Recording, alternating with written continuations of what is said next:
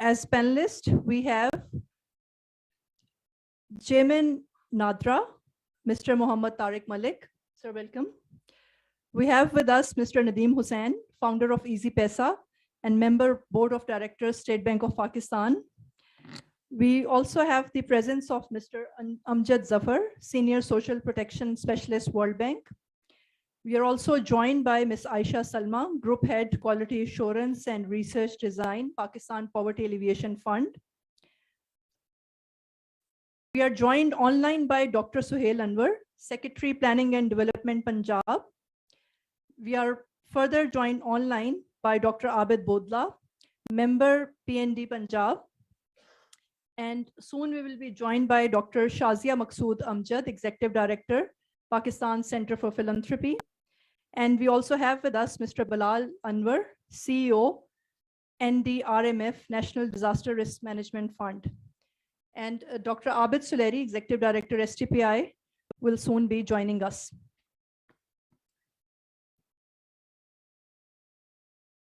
I would like to call upon Mr. Sebastian Post, Head of Development Corporation, German Embassy, for the opening remarks of the plenary. Sir, please.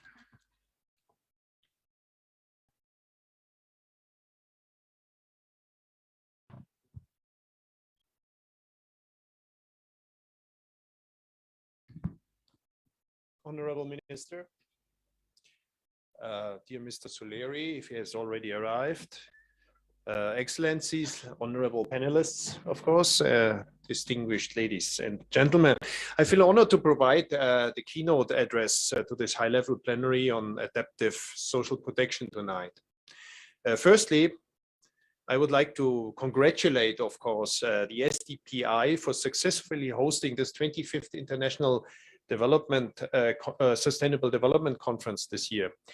In my view, SDPI is one of the most important think tanks in this country, advocating for topics which constitute the very essence of the German Development Corporation here in Pakistan. Secondly, of course, I would like to express my gratitude to the Honorable Minister for chairing today's session and representing the Ministry for Poverty Alleviation and Social Safety, which is at the forefront of incorporating adaptive social protection as a policy priority. Let me maybe start my intervention with a quote. I quote: "Economies fare better when there are efficient social protection schemes because they help improve work productivity and promote balanced and sustainable growth." End of quote. Actually, recent crisis periods revealed that there is actually a further essential benefit. Social protection has proven important to protecting people, economies, and societies against compounding crises, be it climate change, be it COVID-19, or be it the rising global food insecurity in light of the war in Ukraine. Yet, as 4 billion people in the world remain without any social protection, there is an urgent need for coordinated action and increased investments to build strong and resilient social protection schemes. That is why Germany is calling for enhanced global efforts to expand social protection. Pakistan's recent devastating flooding is not the only disaster, unfortunately, in this country's history. Earthquakes, other floods, and droughts also occur here in frequent intervals. In the overlap of crises, Pakistan is not alone. We must face these challenges as a global community. Initiatives such as the Global Shield, launched during Germany's presidency of the G7 during COP27, is a promising initiative which is supporting Pakistan as one of the Shield's 7 Pathfinder countries to implement climate risk insurance and improve prevention. This requires countries to support their population in adapting to changing realities. In this regard, adaptive social protection is gaining increasing prominence as a policy intervention presenting the intersection between climate change adaptation, disaster relief, mitigation, and social protection. This is an important intersection, as we can also understand from another quote which says, I quote, "How we treat the earth basically affects our social welfare and our national security," end of quote.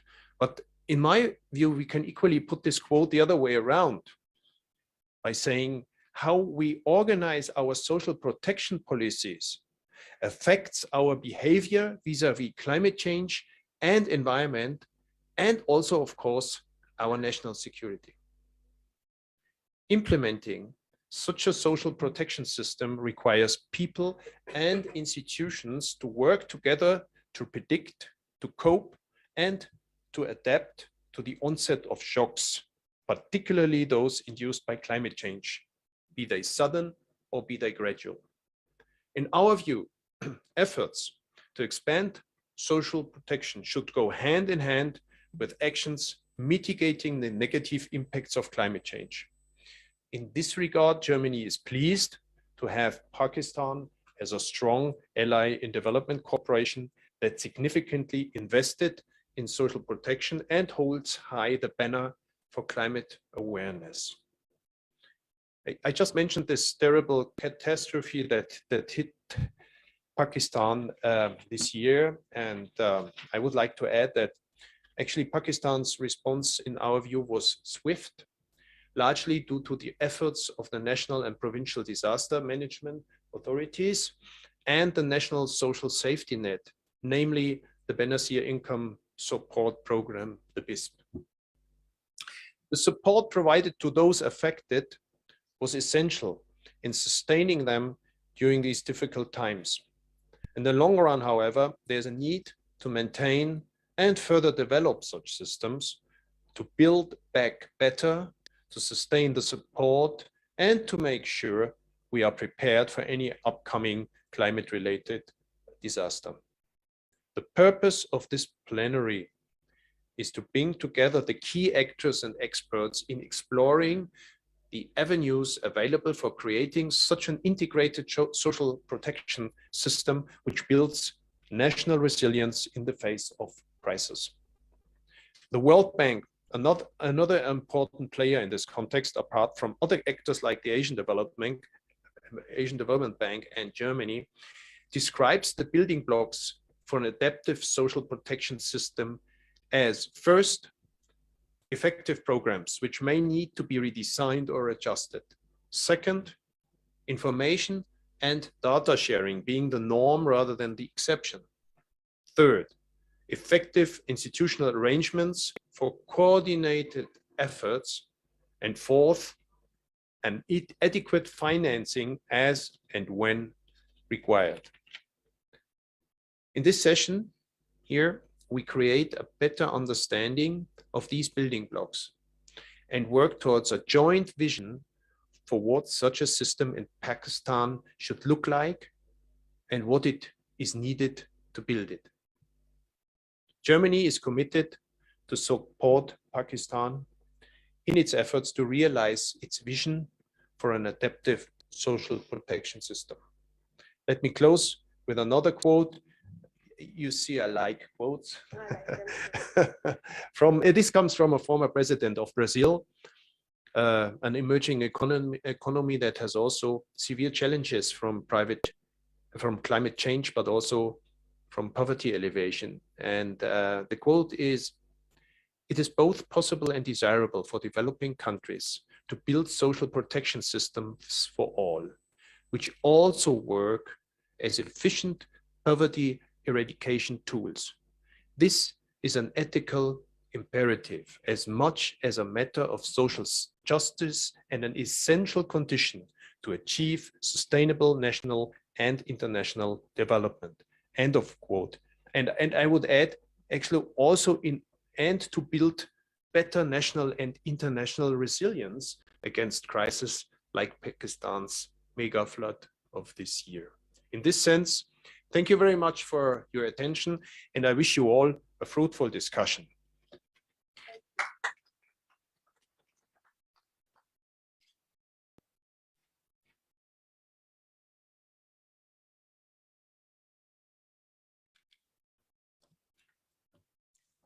Thank you, Dr. Sebastian, for your valuable remarks. Now, may I please request Dr. Abid Suleri, Executive Director, STPI, for the welcome remarks of the 25th STC Conference, STPI. Sorry.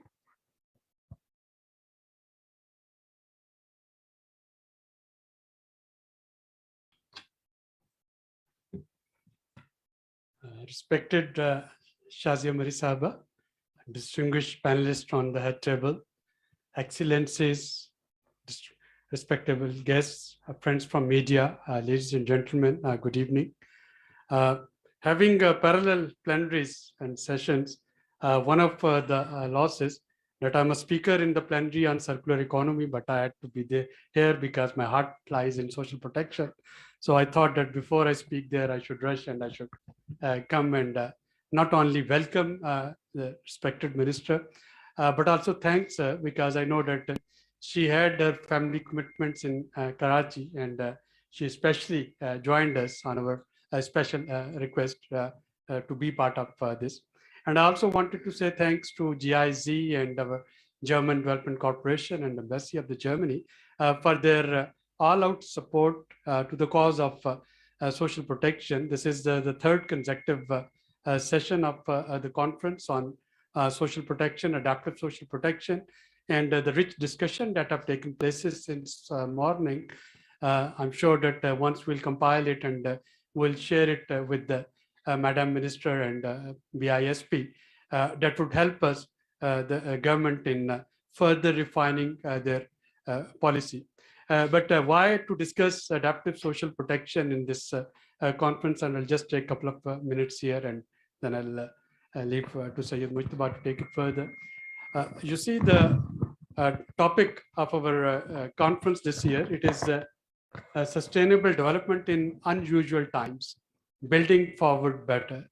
And the unusual times that we are discussing, we are talking of CCC crisis, we are talking of COVID, we are talking of conflict, especially the war that Russia has imposed in Ukraine, and we are talking of climate change. And one can argue that unfortunately, Pakistan has become a melting bowl where all the three crises, they are having their negative impact. First, the COVID-19 that, of course, not only affected Pakistan, but rest of the world as well. And while the world was learning to get back on its feet after COVID, which according to World Bank has already affected $10 trillion on global GDP, there is this conflict which has started. And due to this conflict, Pakistan has direct consequences. We are facing food insecurity challenges, we are facing energy insecurity challenges, and we are facing balance of payment and current account deficit challenges because now we have to import energy at an expensive rate, and we have to import food at an expensive rate. But this is not all. Only last week, the UN Secretary General, he has issued a warning on food security. And he said that so far, food insecurity was affordability problem.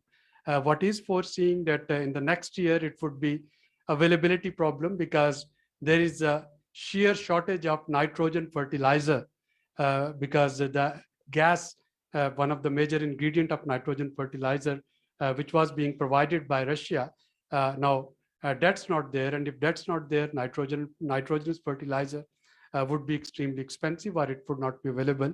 And that would have a direct impact on countries like Pakistan. But then we had the third C as well, climate change. This year, we had no spring. We entered straight from winter to spring, summer heat waves. And then Jacobabad, which was 53 degrees Celsius and twice the hottest place on Earth, it was 2 months later, it was inundated with superflood.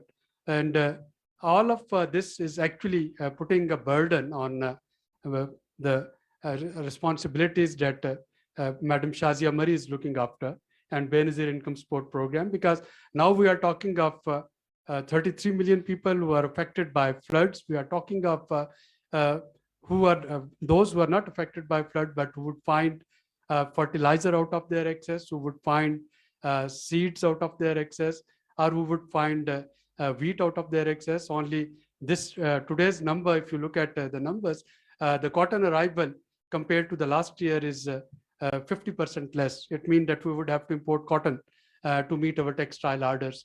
According to agriculture departments, the sowing of wheat is 30% less this year, because in Sindh and in southern Punjab, we are not able to meet the sowing targets. So which means that again, we are adding more numbers, the agriculture families who are relying on agriculture. Many of them, they would also become the potential beneficiaries of Benazir Income Support Program. And then on top of it, IMF's conditionality, which tells you that there cannot be a blanket subsidy, which is a right approach. But in order to wipe off those blanket subsidy, we would have to find out the targeted beneficiaries, and we have to further strengthen the BISP mechanism to support those beneficiaries, keeping within IMF, not violating their condition, and still fulfilling and taking care of the needs of beneficiaries. So all of this has made BISP's job not only very challenging, but of course important as well. And in this job, Ma'am Minister, the organizations like STPI and the supporters and the bilateral development partners like Germans, we are very much here to support you through the policy recommendation, to support you through best practices. In this 25th annual conference, we have delegates from 17 countries, including the Deputy Finance Minister of Sri Lanka and the Deputy Planning Minister of Maldives. Yesterday, Under Secretary General of UN, Dr. Armida, who is head of SCAP, she was also here. So we are learning from South. I think it's a South-South learning process. We need to learn from other developing countries how they are coping up with these challenging and unusual times. What is it that we can do right, and we can learn from their mistakes so that we don't repeat them. I again look forward to a very distinguished discussion, and I thank you all for joining us. Hope to see you at dinner again. I'll rush to my other plenary. Thank you. You need to program yourself for the other topic. Thank you so much. I'm Syed Mohammed Mustafa, and together with Dr. Faria Armagan from SDPI, we will be moderating these sessions. We're really looking forward to the discussions, and I think all of us are going to be learning a lot. Madam Minister, if we could have a few remarks from your side, we would be honored. Would you like me to be sitting here? Yeah, of course. I was unsure how this was planned, but so, I mean, usually one has a prepared speech given the discipline and the timings at an event that I'm invited to. But let me first start with thanking SDPI for inviting me here. This happens to be actually, I don't know if years ago I did attend one event of SDPI, but I think I've been missing most of the events due to my unavailability in Islamabad. So those of who do not know me, my name is Shazia Mari, and I am the Minister for Poverty Alleviation and Social Safety. I am a member of the National Assembly of Pakistan. I've been a member of legislative assemblies since 2002. I started from the Provincial Assembly of Pakistan, of Sindh, and then I graduated to the capital, for which I had to also sacrifice at a personal level when one leaves family behind. So I sometimes feel torn between cities when it comes to wearing different hats that I wear, and I'm a proud mother of 2 children. So here I am today talking about social protection, which is the core of everything. And I would also like to thank the developing partners who are present here today, GIZ, World Bank, distinguished audience, very honorable people, my colleague from the National Assembly sitting right before me, the learned panel that I'm sitting with. I'm really honored to be here today. So, and I'm actually looking forward to learning more, because I'm already handling a very challenging portfolio. And as the representative from German embassy, Dr. Sebastian rightly pointed out, that the crux of everything, and also Abid Sahab said that the crux of everything is the social protection of people. And it is the social protection that actually has to play a very important role here. The kind of shocks that the society goes through, and in our case, may it be the pandemic, health, climate, economic, caused due to different things happening around us in the world. Ultimately, it is the population of any society that gets affected, and ours has been affected by these events that have taken place one after another. So we are actually quite stressed in terms of these shocks that we've received lately. So at the ministry, we have different initiatives to help the vulnerable communities. One of which is Benazir Income Support Program, and I'm also a chairperson. I'm chairperson of Benazir Income Support Program, which is a social vehicle that was established in back in 2008, and it was enacted upon in 2010. I do take pride in the fact that the political party that I hail from is the architect of this vehicle for social protection. But what I also feel very glad about sharing is the fact that every political entity has owned this program. So that is the beauty of this social protection program. So it does not have a label of a political party anymore, but it is named after a very, I'd say a very resilient political personality, none other than Shahid Mohtarama Benazir Bhutto Sahiba herself. So she not only envisioned this program, but the idea behind this came to her at a time when the country was going through economic crisis. There were challenges that young people in this country were facing when she returned after an exile of 8 years. And she wanted to help the people, and she had a plan. She wanted to provide some mechanism to support the low-income households, to support their incomes. And that was the idea behind it. But unfortunately, she did not live long to see this realize into real terms. The government of her party did announce it, but also, unfortunately, at a time when this was announced, there was a global crisis in the world. And the global crisis was affecting Pakistan very badly. So this program was the need at a time it was initiated. But coincidentally, it has now become the need for the population in Pakistan. At BISP, we have a database, which is the National Socio-Economic Registry. And this Benazir NSCR, as we call it, has a data of around 38 million families, which comes to around 34 million households. And this unique data is something that we really take pride in, because it has taken years of hard work to collect this kind of data. And now we are moving towards the dynamic registry. Sure.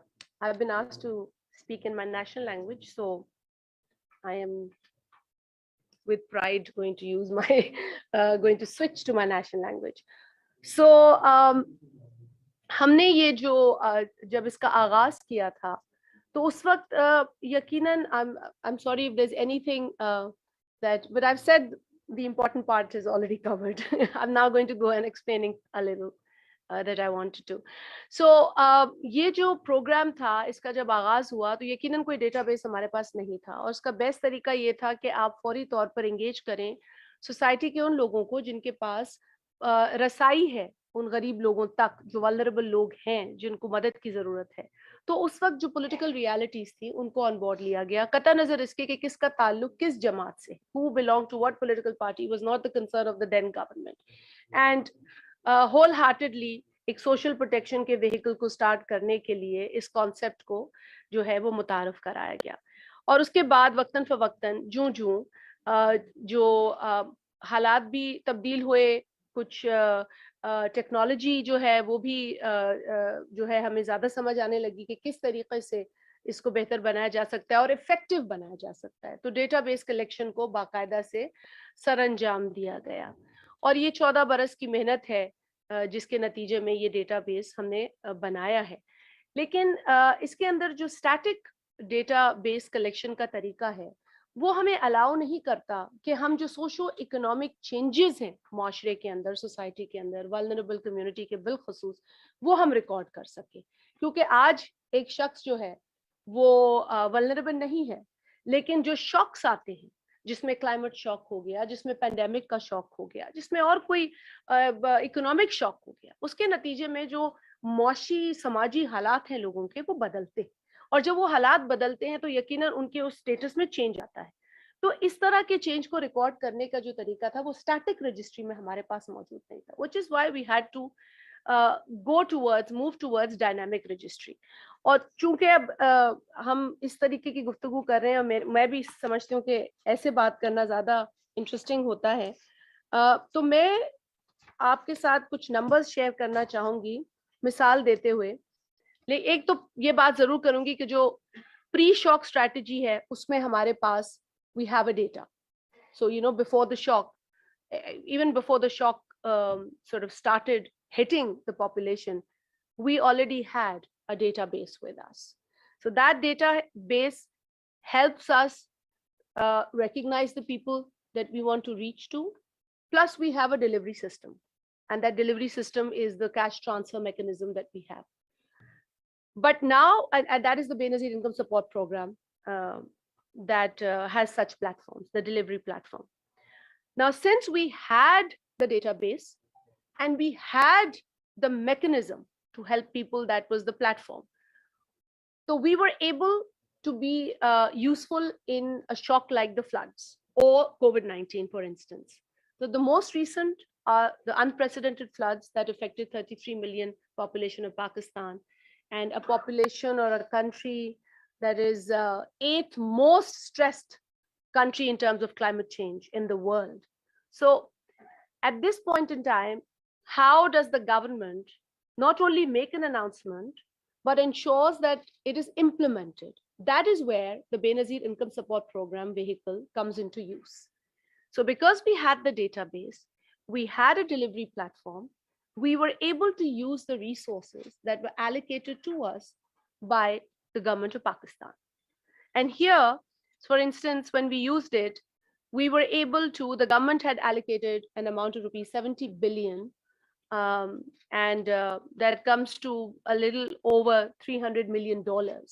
So when we went out, we knew that this is the allocation given to us. This is the database that we have divided it into 5 quintiles. Now we need to pick the most vulnerable, the ones in the affected areas, affected by the floods.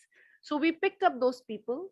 They were identified through the database, and the money was then dispersed through our mechanism. Now here the target obviously is much bigger, but like you talked about the essentials. So one of the essential is the money, and the most essential is the money. So we have the structure, we have the way to reach out to people, but we need the resources. तो जो हमारे पास रकूम थे वो हमने distribute किए, और we were able to distribute तकरीबन हमने 2.69 मिलियन से ज्यादा फैमिलीज को हमने ये रकम तकसीम की, जो कि अगर आप डॉलर्स में देखते हैं तो इट कम्स टू अराउंड $113 पर फैमिली, तो 25,000 रुपए की जो रकम है। तो ये एक बड़ी खातिर खा रकम है जो लोगों को, वल्नरेबल लोगों को दी गई, और ये हमने एक शॉक के साथ जो है डील किया। लेकिन अगर अब आप देखते हैं कि शॉक खत्म हो जाता है, when the shock is over, this post shock. So post shock also there has to be a strategy. That strategy again takes us back to the database. Again, we have a unique database.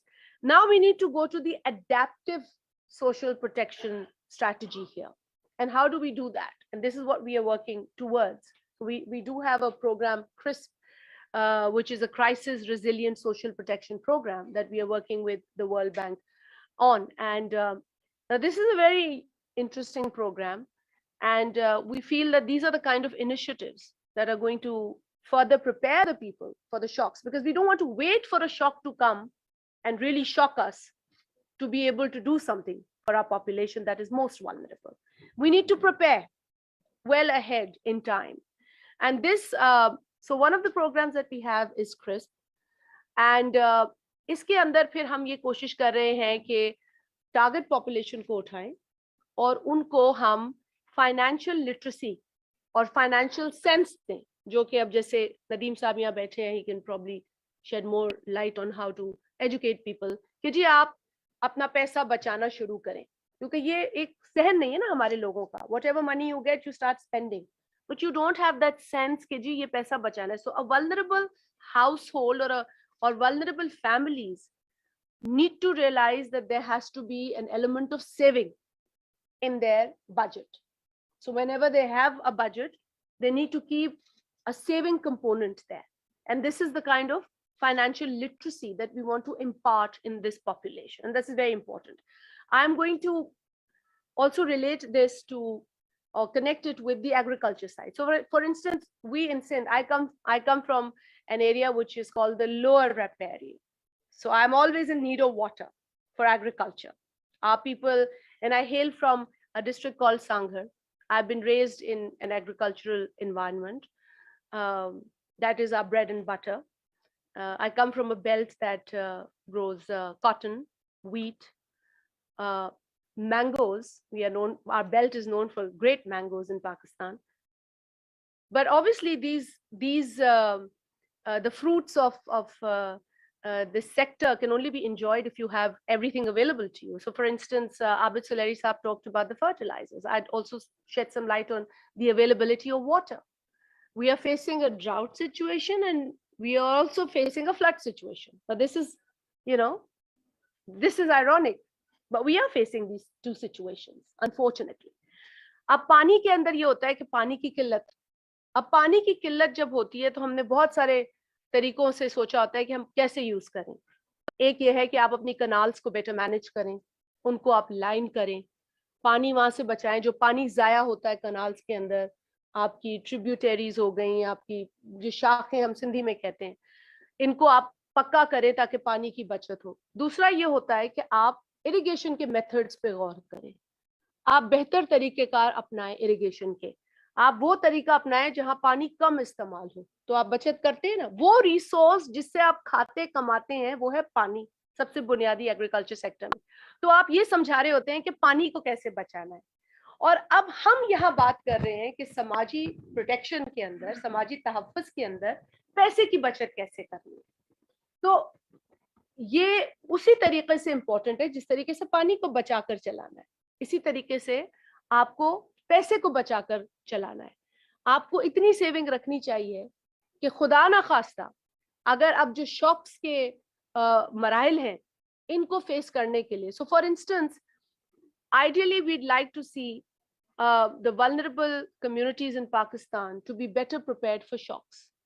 Now, there's always an opening when the government announces an amount, but an economically stressed government or a government which is facing so many other challenges on that economic front may not be able to allocate the kind of amount that is required to cover the vulnerable population, which is why it is better to go towards the social protection adaptive strategy, so as to ensure that these people know when there is no water, how to survive, when there is less water, how to survive, when there is no money, how to use the savings and to have savings to begin with.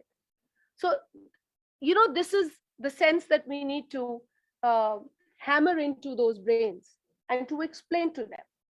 And this is what social protection is all about. And this is what we feel now the social protection has to be all about also.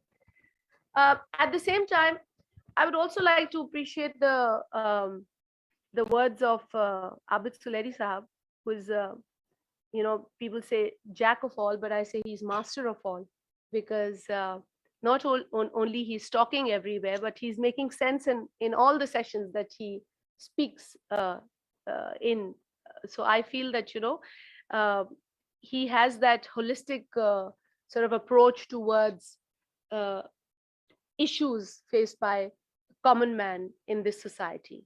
And that is the kind of science that we need to make use of. And I'm really grateful to him for the offer that he's made. And I will take up that offer for sure. I've been badgering him for other things, but I will definitely badger him for the policy paper that comes out of these interactions and discussions that have taken place here. I do want to also congratulate SDPI on this 25th sort of year that they've been doing such great activities and contributing towards the social protection side. And this is very important because before anyone else was talking, I think SDPI was talking about it. So I must compliment and commend the work of the team at SDPI. But what I was also wanting to appreciate what Abid Suleri Sahab said, that everything relates to social protection. So, you know, if a climate change disaster happens in Pakistan, it is the vulnerable population that gets affected the most. If there is pandemic in the country, though it does not discriminate amongst who it goes and, you know, sort of attacks, but the most affected are the vulnerable communities and the people in the country. And then, of course, the economic crisis. In any form, shape, it affects the most vulnerable population. So it is very important for us to talk about the vulnerable communities, which are the most effective. It is very important for us to come together because it is not the job of a government or governments, unless and until jab tak ke hum bataur muashara अपनी इन challenges को address करने के लिए तैयार नहीं होंगे, हम नहीं अपने आप को मजबूत कर सकते। हमने अपने आप को हर तरीके से तैयार करना है। हमारी मदद को कोई नहीं आएगा। हमारी मदद को अल्लाह ताला के सिवा उस वक्त ही कोई आएगा जब वो हमारी मदद, हम देखेगा कि हम अपनी मदद कर रहे हैं। अगर हम अपनी मदद नहीं करेंगे, so first we need to learn to help ourselves, and then we need to see who wants to help us, because it is not Pakistan alone. No one should think that if you leave Pakistan suffering today as a result of climate change that we have very little to do with, it is not going to remain in Pakistan. It is going everywhere that one's imagination can take you. So it is better as a country for us to focus on social protection. It is great for the world to focus on vulnerable countries to ensure that the effects of climate change are not only handled in a better way by the given country, but also in a way that is more resilient, more sustainable, and better for the generations of the world. So I thank you for this opportunity. I think I want to also hear the wonderful panelists around me, and I'm grateful for this opportunity once again. I hope that I did make sense, because social protection is the core of everything, and that is what I wanted to establish. Thank you.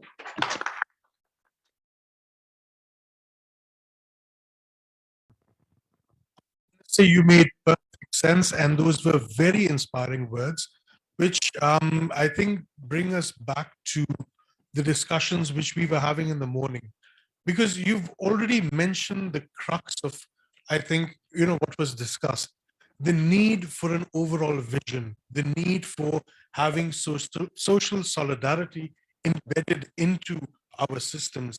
And I think It's fantastic, the initiatives that are taken by the Pain Injury Input Support Program. And I think you mentioned should also be made here to the World Bank, which has been a strong ally of the government throughout this entire process. So with that, I would actually I just want to say that apart from the cash transfer programs, we have two conditional cash transfer programs. And the idea behind these two conditional cash transfer programs uh, was not one. Basically, of course, the main idea to ensure that more children get educated, better bodies, sort of live in this society health-wise. So one is related to health and one is related to education. But this was also to lessen the burden on families. So lessen the burden on families who are already vulnerable, so as to ensure that they get some money from BISP to augment the low income that they have. At the same time, BISP helps them in incentivizing education. And if they send their child, they get an additional stipend. If they send their child to school, and in this case, in case of girl child, they get a little more. So this again empowers or sort of ensures that they do send the girl child, and the girl education is ensured. The other program is the health program, and that is the nutrition program, where the mothers who need healthy bodies and are beneficiaries of the BISP, they are encouraged to take the nutritious food for themselves, for their babies, for their children up until the age of 2, and also get stipends for that. But at the same time, they would guarantee frequent visits. Of course, when they come, they have to, if they want to get paid, they have to get their bodies checked. So the idea is to focus on health and education through these conditional cash transfer programs. I just wanted to add, again, the social protection side. again, it is again the cornerstone of human capital investment, and that is why we refer to social protection as investment. It is just initiatives that we prepare the population for participating effectively and efficiently in the labor market in the future. So you mentioned, I think, the number of initiatives which are there, which include education, nutrition. We also spoke about the disaster management aspect. And these are all databases essentially working together. And I would like to actually bring the conversation to Nadra. That is with regards to integration of databases and using administrative databases again to improve the targeting efficiency of social protection programs, to further, let's say, improve program design. For example, it would be very difficult to implement Wasila Talim program without the education department and their databases on board. Similarly, the PDMA and this flood relief which was provided, once the PDMAs were able to provide geographic information on which their seals or union councils are targeted. So if you could kindly elaborate on the role that NADRA has played and the additional role that NADRA can play in supporting in building a unified database which is speaking to all the relevant actors. So over.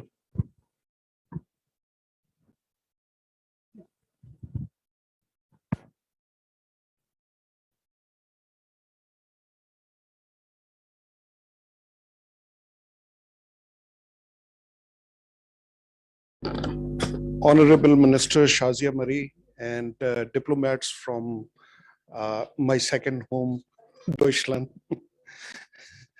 I studied there, so guten Abend. And distinguished panelists, all protocol observed. I'm thrilled, excited, honored that I have been invited to share NADRA's experience and talk openly that what intervention we have done in lieu of social protection and how adaptive part is important with social protection. So this is my second stint as chairman NADRA. I served in NADRA from 2008 to 2014 when NADRA was in a transformative stage. And then I went back to United Nations. I served as chief technical advisor, holding the portfolio of digital governance at New York and advising 130 some countries on these interventions that we did in Pakistan. So when I hear Dr. Suleri, I feel that, I came back to same Pakistan that I left 8 years ago. Yes, there is a war with Ukraine. At that time, there was a war on terrorism. Yes, there are floods in Pakistan. At that time, there were floods in Pakistan, 2010. And yes, we wanted to address the poorest of poor by carving out a program, which is now known as Benazir Income Support Program. And it was initially carved out as Basic Income Support Program.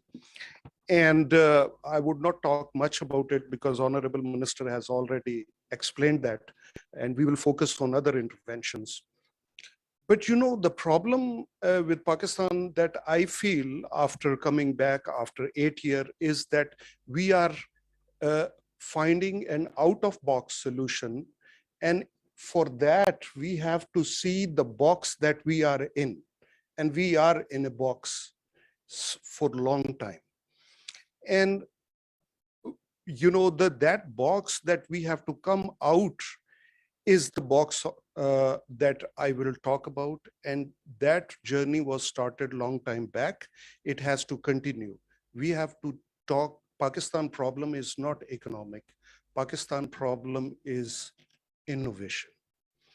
Pakistan problem is adapting the new technology, reforming the governance procedures. So when I was in UN, we did a study. I was tasked to do a study where we looked at the EGDI, Electronic Government Development Index. And the countries which were rated high on EGDI, they had one thing in common.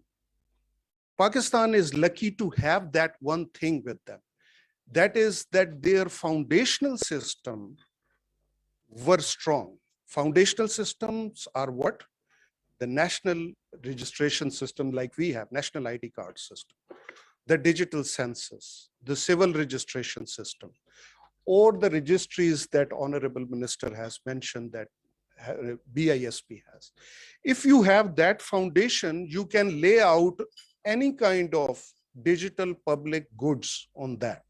So for example, we rated Denmark, South Korea, Estonia, all these countries were rated high because their foundational system, their national ID system foundational layer was strong.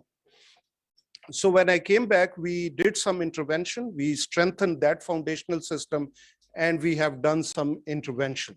So today we are going to talk about building resilience in crisis, but through the lens of ID as an enabler for social protection. This is the same presentation that I just came back from Paris, and I explained it to a European Union that how an ID is an enabler for social protection, simply because people have identities. And if you want citizen-centric program, then you have to count them. So if you cannot count the people will not simply count on the state for social protection. That's the same, that's the basic thesis. And if people don't have IDs, they are invisible to the state. So, let's go. So, NADRA, through the lens of numbers, you already know, I don't have to explain it. So the strength of NADRA in reforming these governance structures and the social protection program in rolling out social protection program are only three. One is the infrastructure that we have. all the institutions, ministries, department, agencies piggyback on us to roll out to those programs to outreach to the citizen of Pakistan for last mile transaction. 21,000 employees, 779 static offices. Wherever people cannot come to us, we go to people, 222 mobile vans. And if people are living up in the mountain where vans cannot go, we have mountaineers and skiers with man-pack units. So that outreach mechanism is very important for rolling out any intervention. And second most important is the data. 97% of people are registered in Pakistan.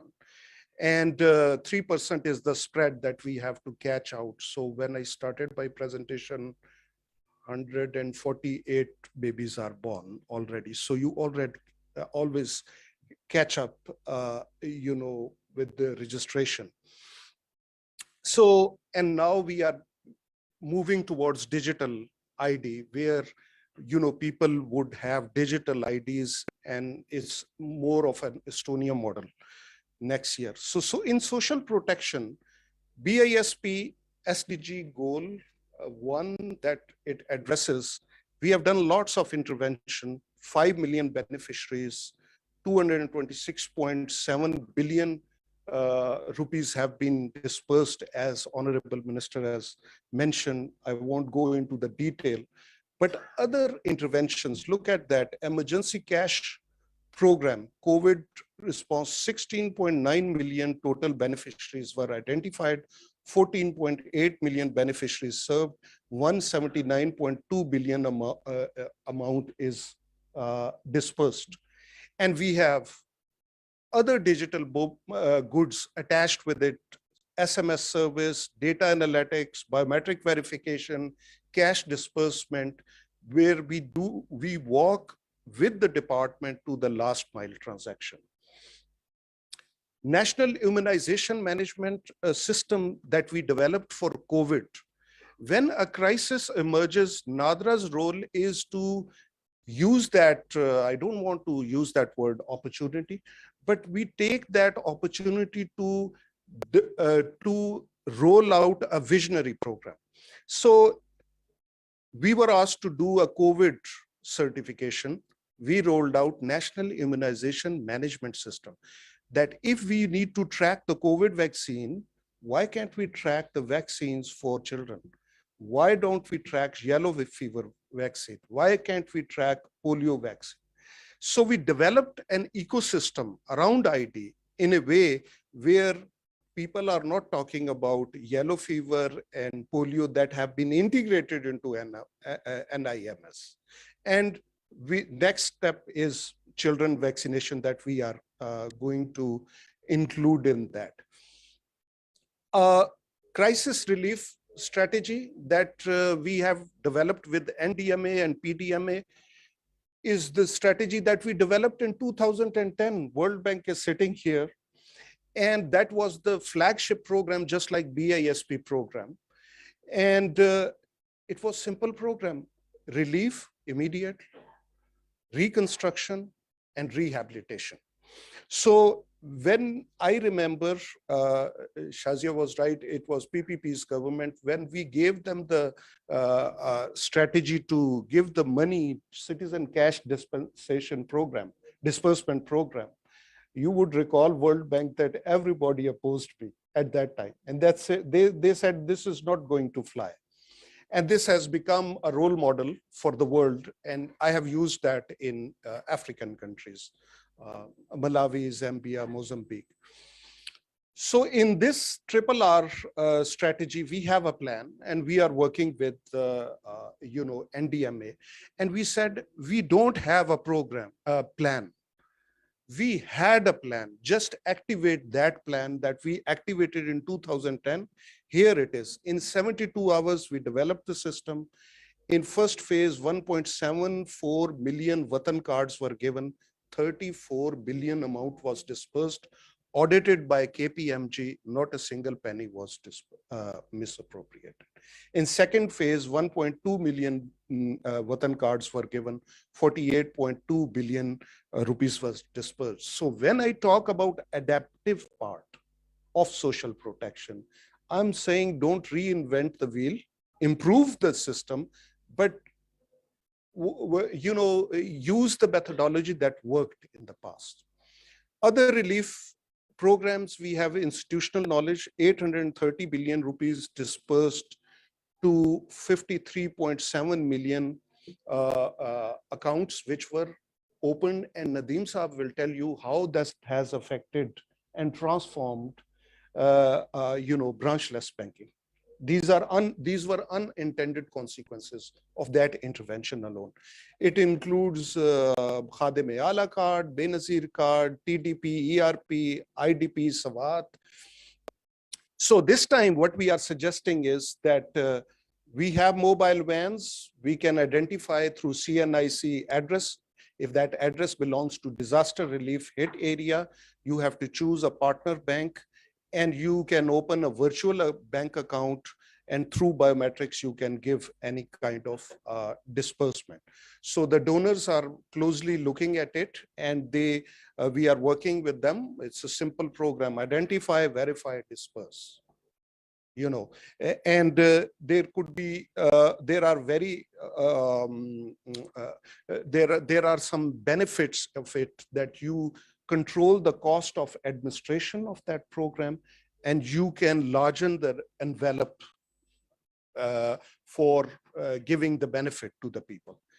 So these are the studies then done by World Bank, and I just listed those where these programs were rated very high. In improved social protection, as you mentioned, information system, we are already stitching various repositories so that we have exclusion lists, we have inclusion lists, we have improved targetings, and we have digital census inputs.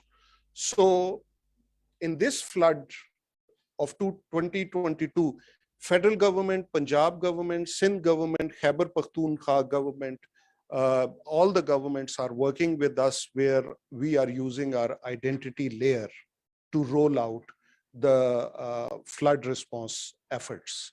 So this is just a brief presentation that how digital intervention can ensure accountability, transparency, but address all segments of the society, not only most vulnerable, poor people, but the people who are affected by the crisis without any, they may not be poor, but the state has responsibility to, they need to be supported. So again, my message is that the way to move forward in social protection is innovation, is integration of databases. Data provides you insights. Insights are converted into actionable intelligence, and actionable intelligence is what is called the big data. Big data is not large data. The bigness of the data is the value that it creates. Thank you very much. Thank you so much. I think it's always so inspiring to listen to a presentation by Nadra, because it's something that we as Pakistanis are exporting to other countries, and we are very proud of that, sir. And thank you for that contribution to, I think, our spirit.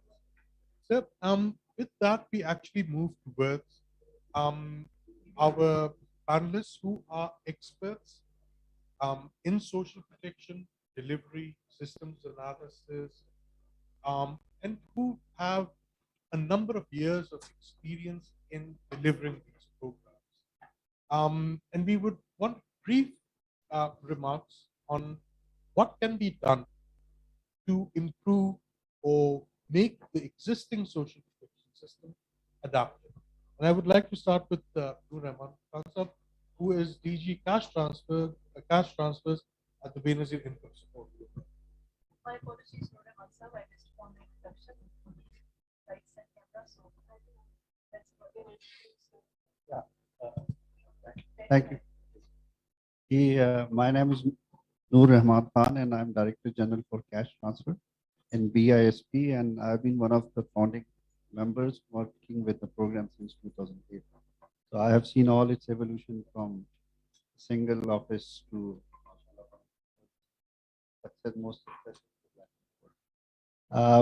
My response to your question is that our Honorable Minister, she has already clarified and give a very detailed description of as what we are looking at for the future shocks and how we can make BISP as a very adaptive shock responsive social protection system.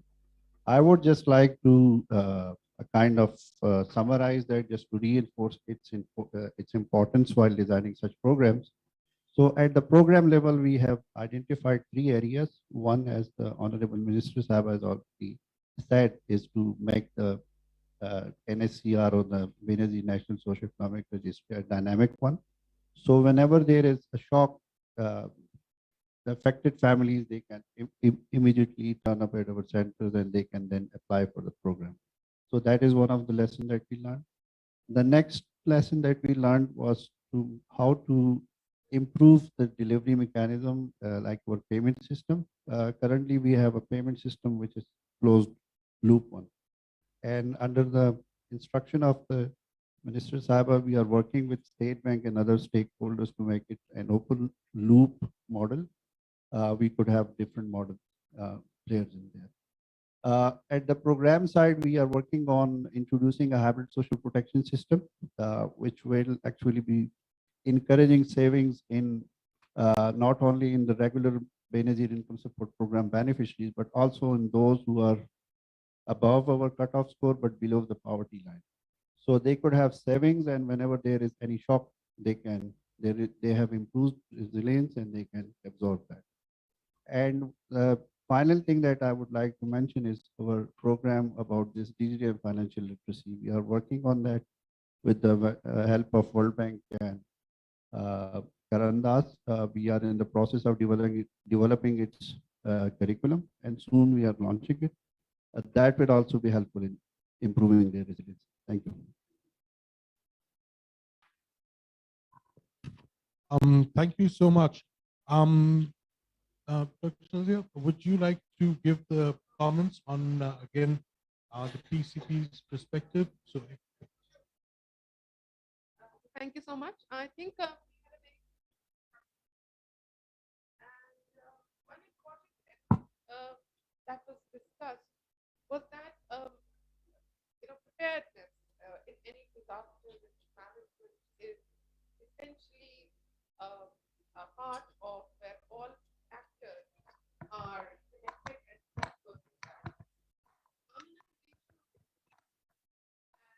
protecting especially I think talked about flexibility of civil society that civil society organizations have in being very full agility, moving off the ground whenever disaster happens.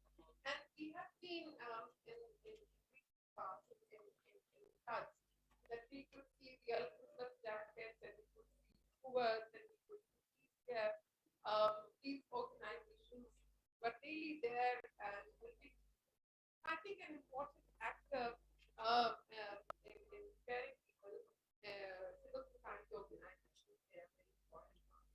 And I think when we are looking at financial instruments, philanthropy is one element I think which is from national domain, how it should be, how partnerships should support, and how philanthropy actually could be diverted. Individual private philanthropy would actually be diverted towards more of social protection elements and in also preparing communities, building their capacities, in perhaps providing them in insurances or insurance cards. So I think I think from our subject of plans, they are very important stakeholders, that the non-government organizations that are working in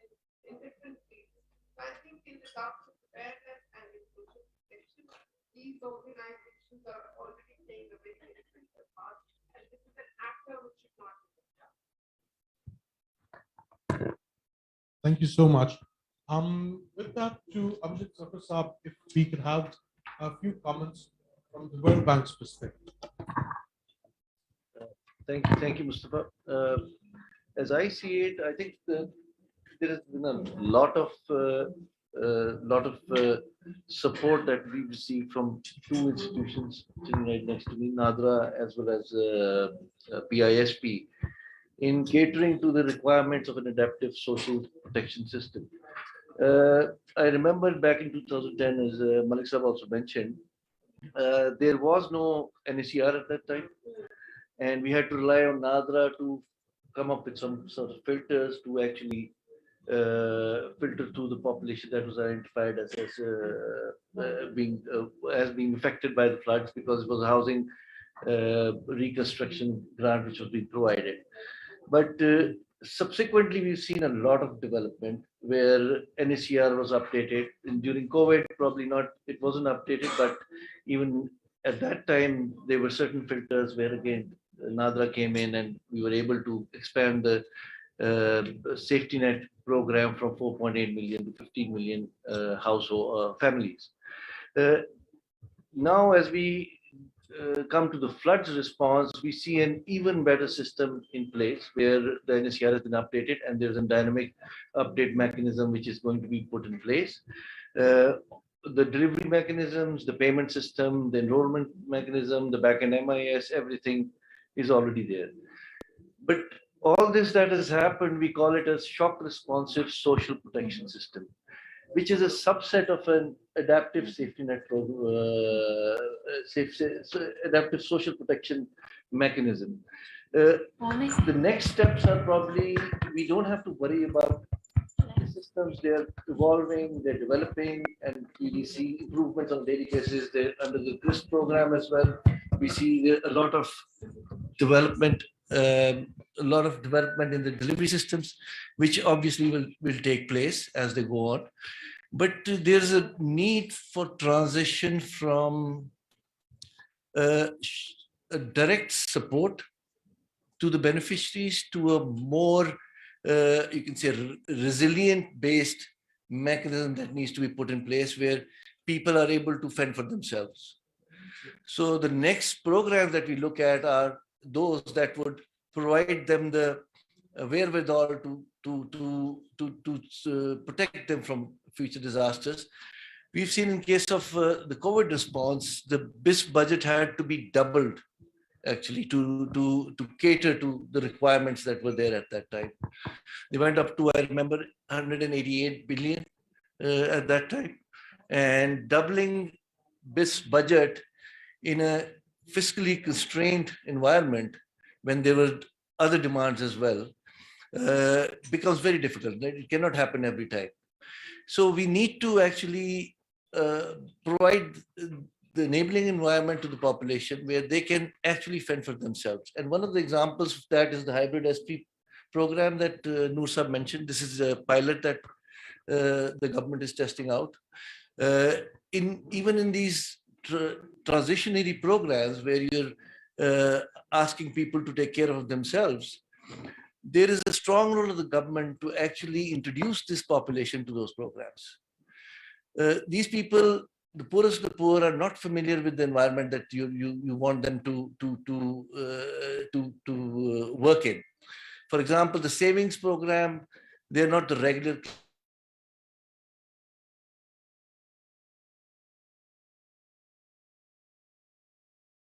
of providing a contributory contribution to that, to incentivize these people to actually get familiarized with the savings mechanism. Once they know what saving is, how they can benefit from it. Right now, Dr. Faria has already done a short survey for us, which tells us the duration for which they are actually saving. It's not more than 3 to 4 months these people are used to. So you need to kind of take them to a level where they can save for a longer period of time.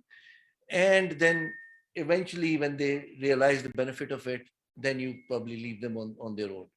And these are the risk mitigation measures for future disasters, both for covariate as well as idiosyncratic shocks, not only disasters that we see, but their own problems that they face on a daily basis, they can also take care of those. Similarly, social insurance mechanisms. Those need to be put in place now. It's not that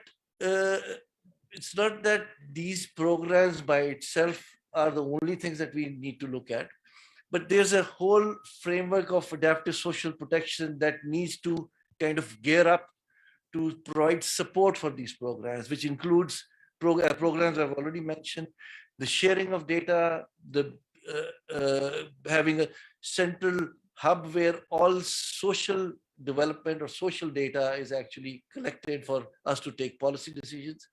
BISP, I think, is already discussing on some sort of a kind of a data exchange gateway where all programs can provide their data. Right now, they're engaged with different provinces as well, but I don't think they're at that stage right now where they can make use of the data coming back from the provinces. But it's important for that data to be centralized, not with BISP, probably at a higher level where BISP also benefits from it, but it's independent. It remains independent from BISP. Right now, the focus is BISP's program. So wherever and whatever development that happens is around the programs that BISP has.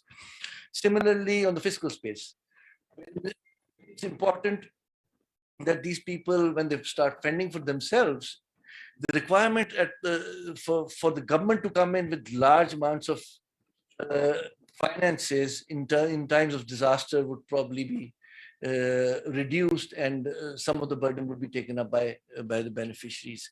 And then we talk about coordination. I think it's very important right now. It's not, federal government is obviously playing its role, but then it being a devolved subject, I think the provinces need to come in at some point in time. They're doing their bit, but I think there has to be a good collaboration between the federal and provincial governments in response.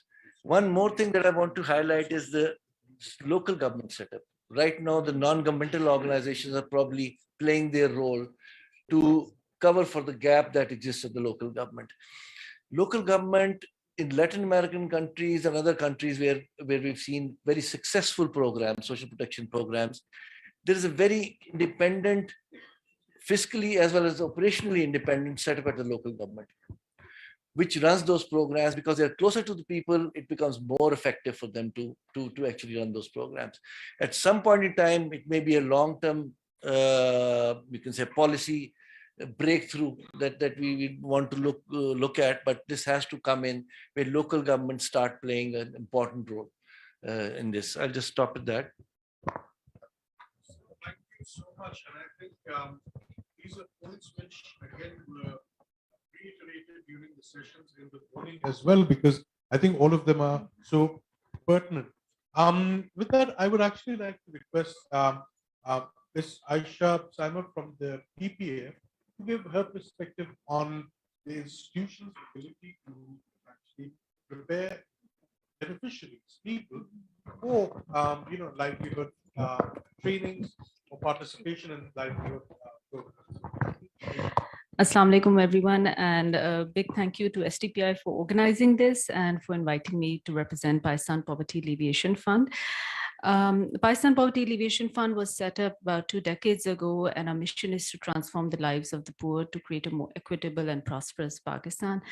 We worked in over 147 districts, and we are a public-private partnership, and our modus operandi is really to partner with local civil society organization as the vehicle for poverty alleviation programs. I'll just also mention here, I think a few important aspects of our portfolio. We are a proud partner to the government of Pakistan for the interest-free loan program, and also very proud to have brought the poverty graduation program in Pakistan back in 2008, which actually builds on BISP to support BISP beneficiaries to graduate up the poverty graduation scale. And we've got, years of evaluation data to do that successfully. Now, as we've discussed today, the floods and different disasters, and as Honorable Minister rightly pointed out, these are communities that oscillate between droughts and floods and very extreme weather events. We've been responding to over 30 to 34 districts all over the country in this, and we've learned a few things which challenge us and which I wanted to also share for our reflection.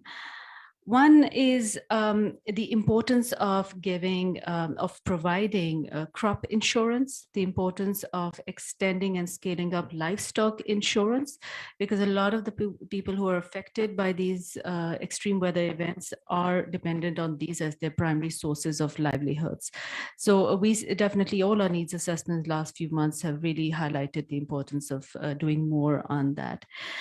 And that also requires us to adapt the criteria, the selection criteria we use for identifying beneficiaries for our poverty alleviation programs, and making sure that, of course, we use the NSCR and poverty scorecard, which I think is a brilliant data set for Pakistan. And I would just love for more organizations to use that. I think we have such an amount of local philanthropy, local organizations doing their own separate beneficiary selection criteria. But wouldn't it be wonderful if we can mandate the use of NSCR data for reaching to the poorest people, because I think we will just be multiplying impact in that. And I think that is a big policy point we would definitely encourage for us.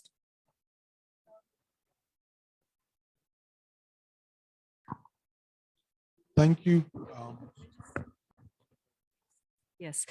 On another note, and I think one of the things that has also challenged us as a sector, and something I think this discussion should distract from the reality that although at COP27 we had the Global Shield announcement by Sun being one of the 7 countries which is hoped to benefit from climate risk financing, really, as we heard today and we've been reading in the media, this is a cash-strapped global economy these days due to so many reasons, right? The Honorable Minister also gave us a reality check. The money from overseas is not coming through at the pace at which we in Pakistan are being affected by climate crises. We've also seen, our appeal for the flood response. Really, the biggest resource provider for that has been our own government. It's not been the international community, which should bear the brunt of the tab for this crisis. The poor in Pakistan didn't make this crisis. They're suffering from it. I would love for that agendas to still remain, as much as we need to work in-house in Pakistan on adaptive social protection. And I think one of the things on the last note is also not only to think about adaptive social mechanisms at the household level, but really to think about it at a community level. Water and so many other resources, public resources, they can be better solutions at a community level if we extend our thinking on adaptive social protection mechanisms beyond just the household level. I'll leave it there. Thank you. Thank you so much. So over to Dr. Fariha. Thank you so much, Ms. Aisha, for your views on holistic framework of adaptive social protection and its nexus with disaster and risk. So now I would request Dr. Suhail Anwar. He's online with us. Dr. Suhail Anwar, last year, you generated a debate in collaboration with STPI on shock responsive social protection. Now this year we are going a step further, and we are actually discussing it in the context of adaptive social protection. So putting forth the same question to you, that how does the social protection system build resilience in beneficiaries, and especially your thoughts as a system expert? Thank you very much, Dr. Fariha. Can you give me a quick indication if I am audible to you? Yes, we can hear you. Thank you very much. My earnest regards to the chair, the Federal Minister, the esteemed panelists, many of whom I admire dearly, and the audience of this session. My gratitude to you and organizers for inviting me to be a part of this conversation. I think I'll just like to start with a few broad level thoughts. I think Pakistani social protection system has come a long way in the last 15 years. from being an elementary and inadequate system in the pre-BIS era, that would be 2007, to the present day in 2022, when there is quite a substantial coverage of social assistance in the country. A considerable part of the low-income households in the country receive some support through one of the several welfare programs, some of which were mentioned by the Federal Minister and other panelists, notably the BIS, but also some provincial programs as well. Now, I know the objective today is not to celebrate the success, but to kind of take a step back and reflect on how to adapt our system to the changing realities around us. Be that climate change, or and an example of which we just saw in the shape of devastating floods in the country, but also other shocks, starting with COVID-19 in 2020, early 2020. Then there was an income shock. People lost their jobs. That then resulted in an economic shock, a spike in inflation, and now we have a climate shock. Now, even before going to the frontiers of change and the adaptive social action, I just want us to do a bit of introspection and to see if we even pass the test of the non-adaptive conventional social protection. The conceptual clarity is important in my view. Today, I was told that KP government, the cabinet of Khyber Pakhtunkhwa government, passed their first ever social protection policy. It is a landmark development because such policies do give the strategic direction to the government, outline the principles of social protection. So these are important documents. I wish there was such a document in the federal government also and other provinces also. But just taking a lead from the KP social protection document, and I was one of the authors of the document, it has 4 basic categories of social protection, which includes social assistance, which is the non-contributory, social protection, social insurance, which is the contributory benefits, social care, and labor market services. So much of the discussion that we are having today, that revolves around just one of these components, which is the social assistance component. So based is a social assistance component. Similarly, even CCTs are at the borderline of social assistance and possibly at times labor market interventions. But there are a number of agencies in the federal government as well in the provinces which manage all of these different components. For instance, the social security may be managed by the Ministry of Overseas Pakistanis and Human Resource in the federal government through EOBI and the provincial labor departments at the provincial level.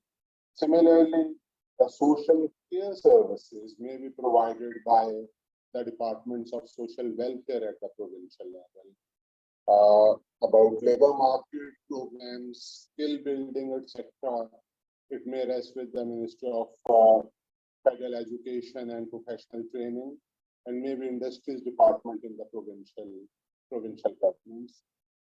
So see, what I want to arrive at is that it is not so straightforward that just one ministry or one department can do it all. Many federal government departments and provincial departments need to come together to deliver either the conventional social protection or the adaptive social protection. And for that, we need to have a legal mechanism in place. We need to have an integration and consolidation mechanism in place. And for that, probably the starting point would be a federal social protection framework, which I think the current government is in a great position to contemplate about and approve such a legislation which kind of directs the way, guides the way for the entire country, the federal government and all federating units towards an adaptive social protection mechanism. I think since this has been mentioned earlier, I think the issue of coordination and collaboration with the federal agencies and their provincial counterparts. I work for Punjab government at the moment, and I am privy to many instances of lack of coordination with the federal government. For instance, we just rolled out a large-scale program. You must be aware of that Ration Riot program in Punjab now. And despite repeated attempts to obtain NSCR data from the federal government, we couldn't obtain it in the last 2 months or so. As a result of which, it is very painful for me to observe that provincial government had to fall back on a provincial registry, which I think was such a duplication that we never wanted to go for it, but we had to, because the program was approved by the provincial government, and we needed to find eligible cohort, eligible population. So based on the wealth registries that were available with the provincial government, we constructed a provincial socioeconomic registry, and then we, on the basis whether people have ownership of assets, property, land, vehicle. So in a way, means testing, a hybrid between means testing and proxy means testing. So this has been termed as provincial socioeconomic registry, but this is not something which is desirable, and I think there should be better channels of communication with the federal government and among the provinces as well. So just moving a bit forward, and now going to adaptive social protection. Some of the speakers have already mentioned that we need to graduate a little bit from the unconditional cash transfers, and we need to come up with more sophisticated interventions that ensure not only income support, but a continued income also, keeping people in jobs by way of either strengthening the regulations or by way of introducing unemployment allowance for short term. We also need to work on savings, building savings, somebody mentioned it already, and also giving durable assets where possible to asset transfers. And I know some of the programs in the country are already working on that. So these are all those capacity enhancement tools and instruments that create resilience among the low-income families. We also need to work on their skill sets so that they are able to retain jobs even during the times of crises, to provide access to credit to them, microfinancing and other loans, which government is already doing. But at the same time, government also needs to invest more to address regional disparities. There are places in the country, I can recall multidimensional poverty data of 2015, where urban Punjab had a MPI poverty of only 6% compared to rural Balochistan, where this poverty was more than 84%. So such disparities, government needs to obviously invest to address such disparities also. At the level of the provincial government, we have done another thing, and we have restructured many of the foreign funded programs that Punjab had, and we have retro finance some components which provide assistance, which provide income support, which provide asset transfers to low-income people in South Punjab. Fortunately, the floods devastation was limited to 3 districts in Punjab, but we have restructured some of the foreign funded programs to cater those districts a little bit more through the foreign funding that is available. So basically what I am arriving at is that we not only need to invest in resilience and preparedness of the citizens through regular social protection programs, but also to strengthen the ability of the traditional disaster response, as well as look for new funding to make it more shock responsive. I think the issue of sustainability always comes in when we are talking of new investments. Obviously, the investment is limited and there are competing demands for that investment. So in a way, it will probably be useful to think that a part of the unconditional cash transfer programs, although they are very essential, I fully support them.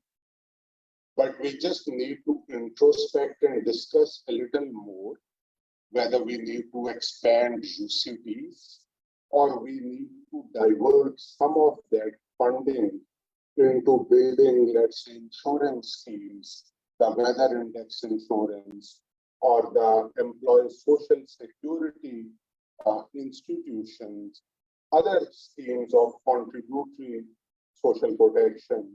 So I think it is these investments, also the CCTs, also investing in human capital over the course of a life cycle, which means starting from the cradle to the grave. It is very important to invest in the early years of a child's life to have him or her be a more productive citizen, to have better human capital when they start their practical lives. So there is a philosophy which is called social protection throughout the life cycle.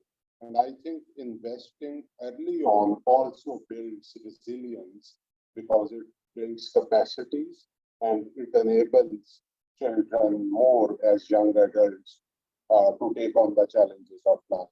So it is very important to also divert some of the funding, upcoming funding, available funding to building human capital to break the intergenerational cycle of poverty. Thank you very much. It's back to you. Thank you. Thank you very much, Dr. Suhail Anwar. And your thoughts very well are aligned with the discussion we had in the earlier technical sessions, that there's a need to build complementarities and synergies between institutions, federal and provincial, and also need for diversity in the intervention design. And coming to talking about diversity in the intervention design, I would like now to request Mr. Nadeem Hussain for special remarks. So Nadeem Saab, being the founder of Easy Paisa, the very medium that BISP is using for the rollout mechanism, and as a seasoned banker, we're really interested to know that what is the optimal product design, especially when we talk about digital financial inclusion. What is the intervention that is conducive for these beneficiaries, that will be endorsed by these beneficiaries, and how to crack this digital model, and especially when we talk about in the context of saving products. I mean, that Mr. Amjad Zafar from World Bank also touched upon. So there's a whole debate about mobile wallets, saving product designs, but what is actually workable in this space, especially for the beneficiaries with alarming level of low financial literacy. So how to go about it, how to bring them around saving.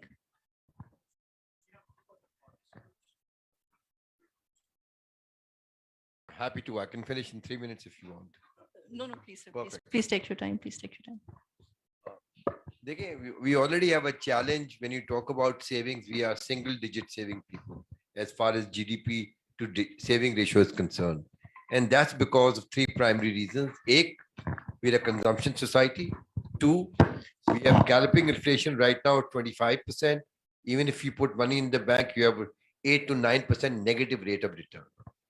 Three, we're a cash society. We don't use bank accounts or checks. A very small percentage of our transactions are captured in the formal system. तो इसमें अब आप कह रहे हैं कि हमें एक सेविंग प्लान बनाना है जो bottom of the pyramid or lower income groups can focus on. So you need to look at the design issue. And this is where we failed on the design side. Why was Easy Paisa so successful? Because we had a problem in domestic remittance. लोग पैसे कैसे भेजते थे? हवाला, हुंडी, post office. Nothing wrong with the post office, but it takes time. Easy Paisa solved that problem. And they solved the problem by making sure that you had enough locations where you could withdraw money a minute after you send the money. So that was actually a design solution that then became, actually Easy Paisa moved 3% of Pakistan's GDP. अब आप पहले ये देखिए जो आप बात करें doctor Farid, पहले ये देखिए कि पाकिस्तान में लोग अक्सरियत सेव किस तरह करते हैं. अक्सरियत तो बैंकिंग सिस्टम में सेव करते ही नहीं है, कमिटी डालते. So what interventions have we done to institutionalize committees? अभी आपने पढ़ा होगा अखबार में कल एक मेजर पॉन्जी स्कीम हुई है जहां कमिटी जो कमिटी लीडर थी उन्होंने लोगों से पैसे लिए, मल्टीपल कमिटीज ली अपने अखराजात करने के लिए, and all those people who contributed have gone bankrupt. We don't have any regulations related to committees in Pakistan. We haven't digitalized committees. लेकिन आप अगर bottom of the pyramid के पास जा रही हैं तो digitalization of committee is going to be challenging. Remember, हम बात कर रहे हैं smartphones की 80 million smartphones. Bottom of the pyramid still is using 2G because of where they live and the cost of the phone. So any digital intervention you're going to do has to keep into account कि आप 2G phone की बात करें, apps वहाँ चलेंगी नहीं because वो app वहाँ उनके पास है नहीं smartphone app इस्तेमाल करने के लिए. So how do Pakistani save? Committee डालते हैं और वो पैसा cash बाहर रहता है. You can actually create committees for urban populations where you can digitalize the committees in two ways. एक तो जो participants हैं उनको आप facilitate करें contribution and payments के लिए. There are 80 million wallets in Pakistan right now, so at least a lot of people now have wallets that you can use. Secondly, committee का जो form होती है उसमें ये होता है कि you must know the other person, because अगर आपके पैसे जो है आखिर में मिलेंगे और किसी शख्स के पैसे पहले मिल रहे हैं तो हो सकता है कि आपकी जब बारी है पैसे मिलेंगे, as in the case of the Ponzi scheme. There are a couple of successful models where platforms are underwriting the people who join the committee. And that way, एक शख्स जो हैदराबाद में, एक शख्स चीचावत में, तीसरा पेशावर में, you don't need to know the committee participants कि platform उसको underwrite कर रहा है. So that's one way of assisting digitization of committees. दूसरा, we're a gold society. How can we institutionalize saving in gold? How do we create fractional gold products? यानी कि जब आप 100 रुपए का सोना खरीद सकते हैं किसी वक्त, या मतलब बर्गर या पेप्सी खाने की खैर वो 500 रुपए का हो गया, लेकिन 100 रुपए आपके पास है, you should be able to get onto an app and buy fractional gold. You don't have to have physical gold, but notional gold backed by whichever party is providing you that service. ये चीज again something that's been worked on but roll out नहीं हुई है, because most of the women in Pakistan will save in gold as a medium of saving and also as ornaments. लेकिन अगर आप 100 रुपए का सोना बना देंगे जो buy and sell आपका ऐप दिखा रहा है तो उसमें possible है कि a large majority of people started saving. So CCP has come up now finally with fractionalization, tokenization. You can start saving in fractional real estate तो बाद में आएगी, but fractional animal husbandry हो सकती है, जैसे आप मतलब कि जब आप कुर्बानी करते हैं, हिस्सा लेते हैं, तो actually you can start creating fractionalization of saving for a cow और फॉर अ गोट. अब ये सब चीजें जो है, इसके लिए आपको एक डिलीवरी प्रोग्राम चाहिएगा, and none better than the BISP program. अब BISP has pivoted in many ways. BISP जब शुरू हुआ था तो उसकी जो पेमेंट होती थी वो पोस्ट ऑफिस से होती थी, जो पोस्टमैन डिलीवरी खुद करता था. I was part of that whole initial conversation when we pivoted to branchless banking. Now we're already talking about a open loop system. This is what I feel BISP ought to do, have its own wallet. And within that wallet, it needs to provide the solution set and the design that it feels its bottom of the pyramid customer needs. BISP का customer है, banks का customer नहीं है. Banks are using them to earn money as a payment mechanism. They have no sense, they have no desire to look at the needs of that target segment. That is BISP's job. Previously, obviously, State Bank had made that particular wallet closed loop. Once that's done, BISP's own wallet with its own saving programs, whether it's fractional gold, fractional animal husbandry, fractional real estate, or committee within that. And if all the wallets that we have right now are digital, cash, digital cash, there's no retention in this, because the use case we have was developed 14 years ago. जब हमने कहा था जी airtime खरीद लें, बिजली पानी का bill दे दें, peer to peer पेमेंट कर दें. सबसे बड़ी हायरार्की नीड्स के अंदर is grocery shopping. If BISP can develop और अदर एप्स डेवलप कि वो सेविंग नहीं हो रही है बट कंजम्पशन हो रहा है, लेकिन एटलीस्ट डिजिटल कंजम्पशन हो रहा है, उस डेटा पॉइंट्स की बेसिस पे interventions can take place to provide credit to that particular individual. It's the data points you need which are missing right now. आपने ट्रांसफर किया BISP रिसिपिएंट को, उसने सब पैसा निकाल लिया. You have no data points. But if you had data points, उसने saving क्या की है, कंजम्पशन पैटर्न क्या है, दाल खरीदी है, मुर्गी खरीदी है, क्या खरीदा है, you can actually develop further profiles rather than the basic poverty scorecard. Last thing is target based saving. We don't have target based saving. Bottom of the pyramid सबसे की चीज है target based saving. आप कह रहे हैं आप एक गाय के लिए, एक भैंस के लिए, एक बकरी के लिए, chickens के लिए सेव कर रहे हैं, and you create that participation program in these wallets where people save, and to mitigate against inflation, you'll have to take some cost and index them against the price of the animal. वरना जब तक वो save करेगा, price of animal double होगी है, so it's going to start again saving. So you have to mitigate against the inflation piece. So if you can create a connection between the target that they are trying to achieve versus what they're contributing, then I think you'll get traction. Because हमने जो bottom of the pyramid है, उसकी जो needs and habits of saving है, उस पर हमने design ही नहीं किया. हमने सिर्फ पेमेंट का डिजाइन कर दिया. उनको कर्जा देने के लिए तैयार है, बट उनकी जो सेविंग नीड है, we have been singularly unsuccessful in creating the design to make these people do that. मैं आपको एग्जांपल देता हूँ. Easy Paisa charges or used to charge 7 times what the post office charge, but people flock to Easy Paisa. क्यों? Because the bottom of the pyramid has much higher regard of value for money than you and I do. अगर आप उनको value create करेंगे, they're willing to pay for it. They'll actually move towards that because they have small amount of money and they must make the money go a longer way than you and I do. Thank you. Thank you so much, Nadeem sir. Now moving on to Mustafa sahab, if you can take the next participant. Yes. Sure. So I think, sir, what you mentioned about creating those incentives and making things useful, I think that is at the very heart of any intervention that we then design. And it has to be taken into account. And I'm afraid this is one place where we have to go into the field and get the research. What works for the people? I would really like to, let's say, bring our attention to the climate change part of, let's say, adaptive social protection as the intersection. And of course, there's the need that, so you also mentioned data points. To what extent can data points from climate change agencies be integrated into social protection databases that exist? And for that, I would like to invite Dr. Abid Bodla to actually briefly explain to us if at all this is possible. So over to you, sir. And I would just request, I'm really sorry, but we're running a bit over time. If we can, let's say, keep it really short in the sense of 3 minutes or 4 minutes. Thank you.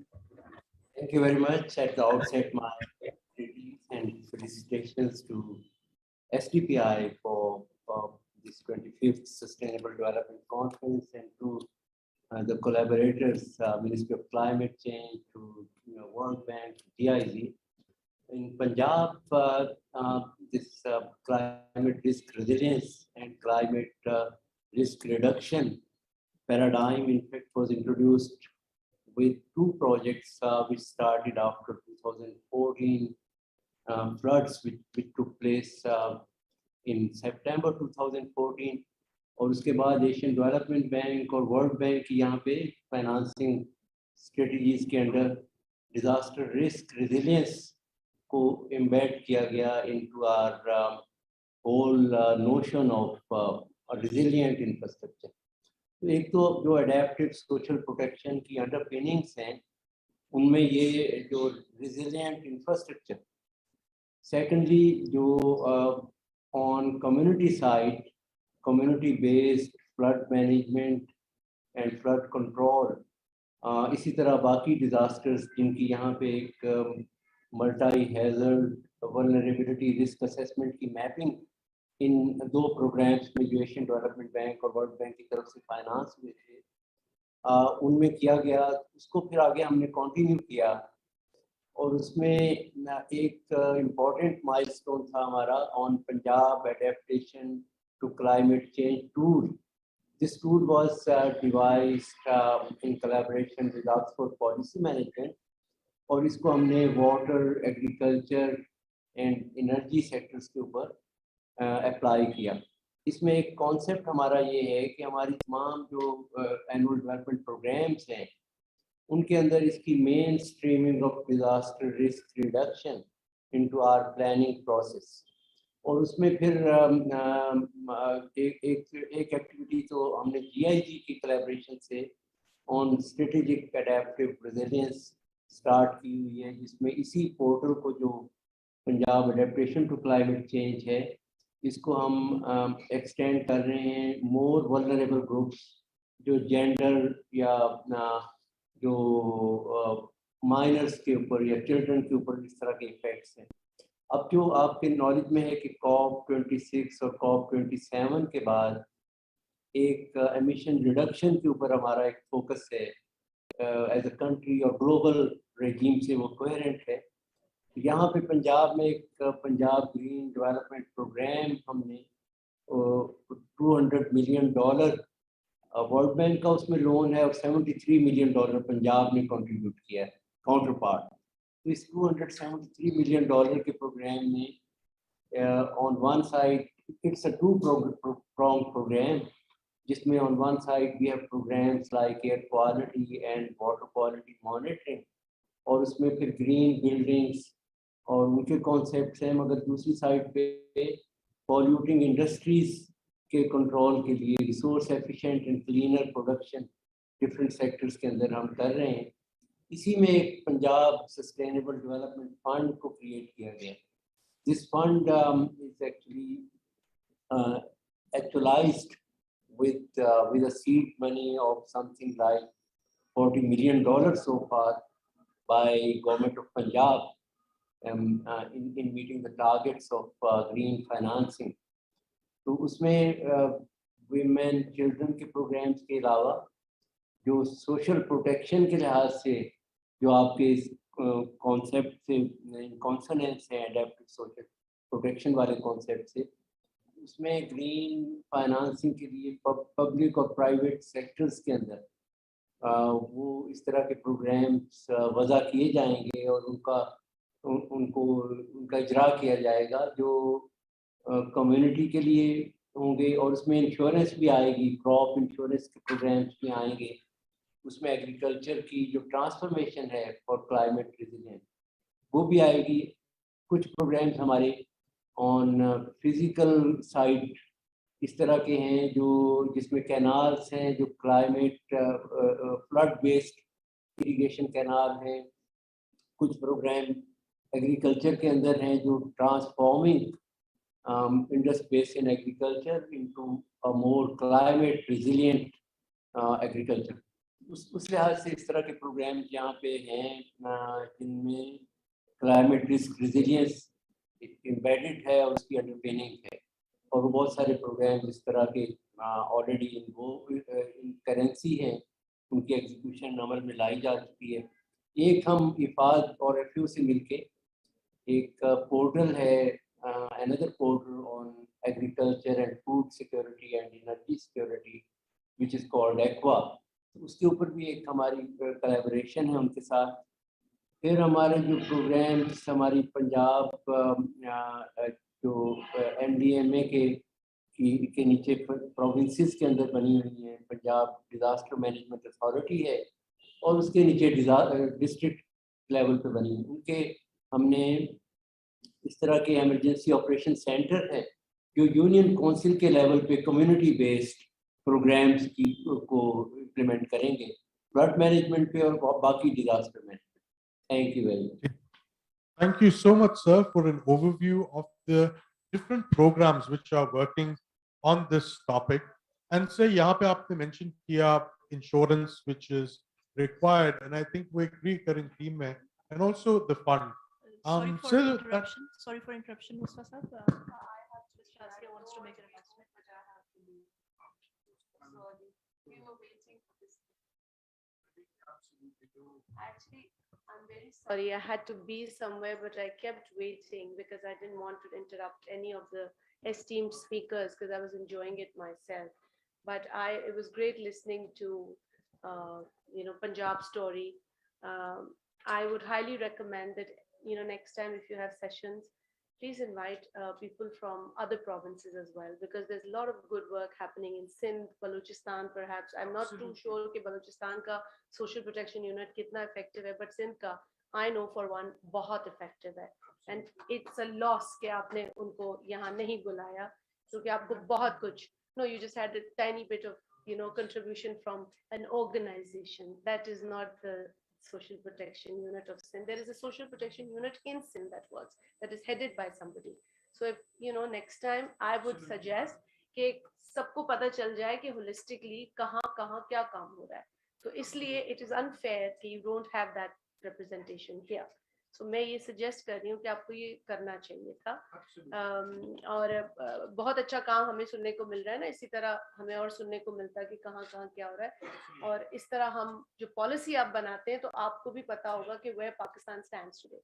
I also like to appreciate all the civil society organizations, the philanthropists, like was mentioned earlier, Saba, that yes, I feel indebted to these organizations because I come from a calamity hit area. I come from a district that was hit in 2011 and 2020 and yet again. So we are getting trained to face these calamities, unfortunately. But at the same time, we are also blessed to have such organizations. And yes, there has to be better engagement, I'd say, of these organizations with government at all levels. Though there is some bit of organization, but because since we all are not sort of ready for the shocks, each time the shock is bigger than the previous one. So we are not ready when a new shock comes, how to handle it.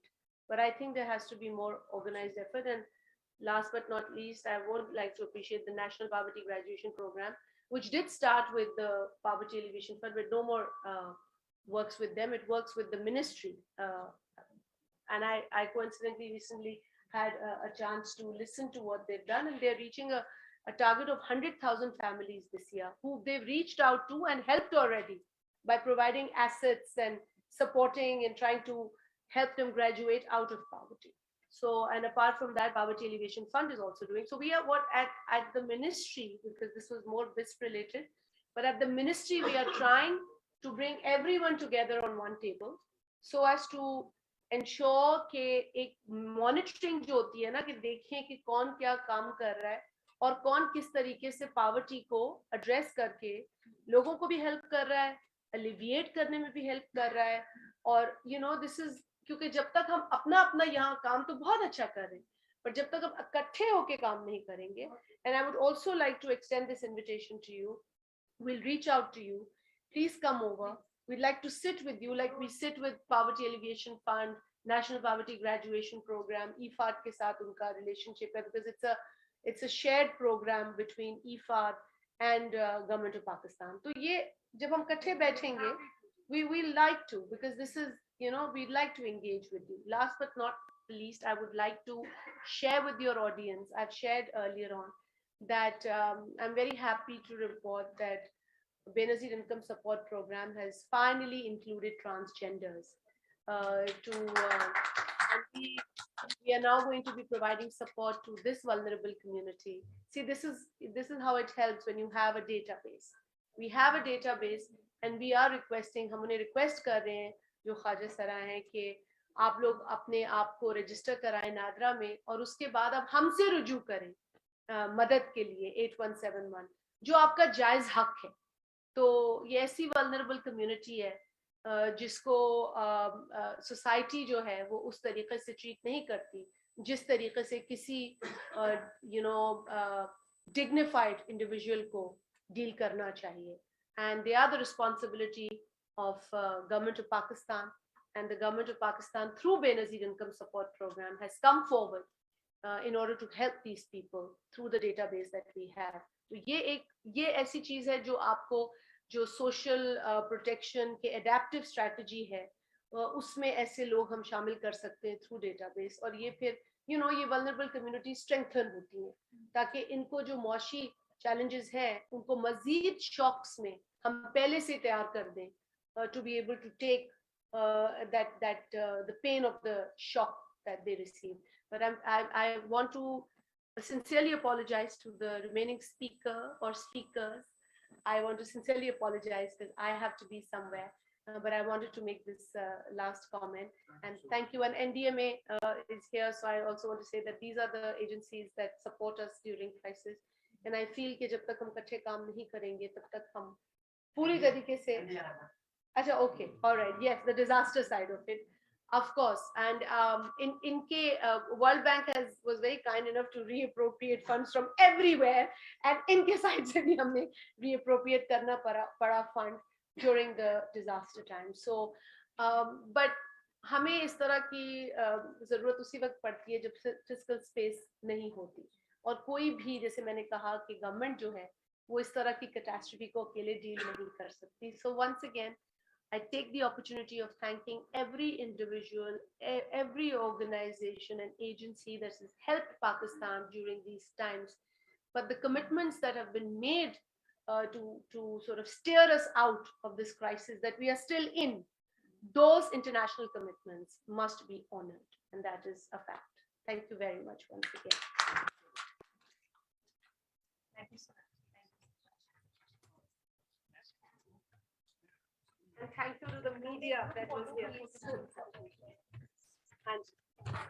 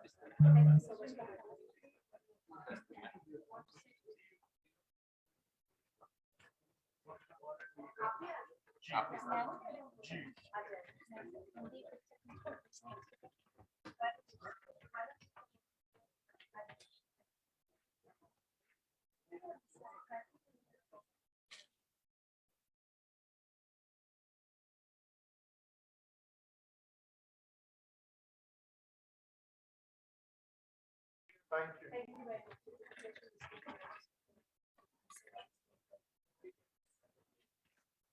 Thank you, Ji. Thank you, Mustafa. Thank you. It was a pleasure. Thank you very much. Finally, I made it. Ji, ma'am, and thank you so much. Thank you so much. Thank you for having me. Thank you.